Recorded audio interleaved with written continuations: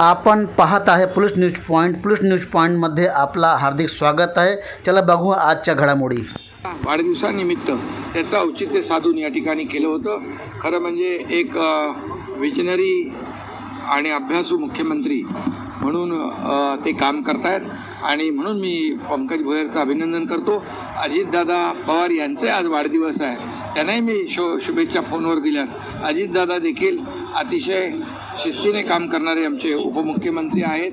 वेळेवर खऱ्या अर्थाने सगळ्या गोष्टी ज्या आहेत वेळ पाळणारे आणि वेळेवर उपलब्ध होणारे, अतिशय शिस्तबद्ध असं काम करणारे अजितदादा यांचाही वाढदिवस आज. त्यांनाही मनापासून शुभेच्छा देतो आणि पत्रकारांना पण शुभेच्छा देतो.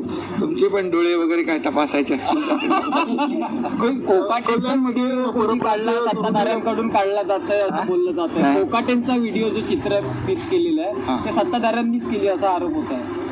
हे बघा, आता जे काही प्रकार सुरू आहे त्या बाबतीमध्ये त्यांनी देखील स्पष्टीकरण दिलेलं आहे आणि त्या बाबतीमध्ये योग्य ते सगळं जे काय त्याची पडताळणी होईल. दूध का दूध, पाणी का पाणी होईल. आज त्यांनी त्यामुळे एखाद्याला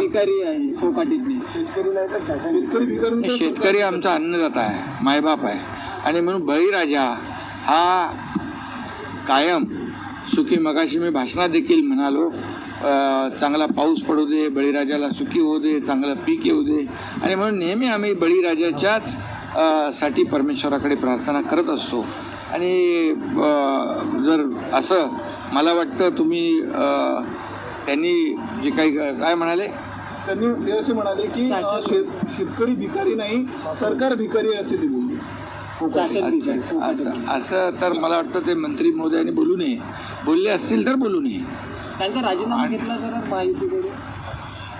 आता त्यांचे पक्षाचे प्रमुख अजितदादा आहेत आणि मला वाटतं एक जे काय बोलले ही वास्तवता काय, वस्तुस्थिती काय ती पाहतील ते.